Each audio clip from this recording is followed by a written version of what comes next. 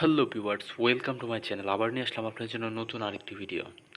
৯,০০০ টাকা করে পাচ্ছেন একাদশ থেকে দ্বাদশ শ্রেণীর ১,৪৭৮ জন শিক্ষার্থী। চলুন বিস্তারিত জেনে নেওয়া যাক। ২০২৪ থেকে ২৫ অর্থবছরে একাদশ দ্বাদশ পর্যায়ে শিক্ষার্থীদের জন্য বিশেষ অনুদানের টাকা দেবে শিক্ষা মন্ত্রণালয়। এর মধ্যে ১,৪৭৮ জন শিক্ষার্থীকে মনোনীত করেছে শিক্ষা মন্ত্রণালয় মাধ্যমিক ও উচ্চশিক্ষা বিভাগ। সারা দেশে মনোনীত প্রত্যেক শিক্ষার্থীকে ৯,০০০ টাকা করে দেওয়া হবে। বুধবার ২৫ জুন মন্ত্রণালয়ের মাধ্যমিক উচ্চশিক্ষা বিভাগের বাজেট শাখা উপসচিব লিজউল জান্না স্বাক্ষরিত বিজ্ঞপ্তিতে এই তথ্য জানানো হয়। ইতিমধ্যে বিশেষ অনুদানের জন্য নির্বাচিত শিক্ষার্থীর তালিকা প্রকাশ করেছে মন্ত্রণালয়। এর মধ্যে একাদশ দ্বাদশ শ্রেণীর ১,৪৭৮ জন শিক্ষার্থীকে মনোনীত করা হয়েছে।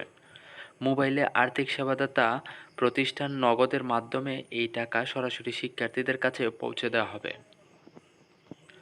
এছাড়াও বিশেষ অনুদানের জন্য ষষ্ঠ থেকে অষ্টম শ্রেণীর শিক্ষার্থী ২,৪৫০ জন, নবম থেকে দশম শ্রেণীর শিক্ষার্থী ১,৫৯৭ জন ও স্নাতক পর্যায়ে ১,২৭৮ জন শিক্ষার্থীকে মনোনীত করেছে শিক্ষা মন্ত্রণালয়। তো ভিউয়ার্স, আশা করি আপনারা বুঝতে পারছেন। শিক্ষা বিষয়ে সমস্ত আপডেট পেতে আমাদের চ্যানেলটি সাবস্ক্রাইব করুন এবং আমাদের সাথেই থাকুন। ধন্যবাদ।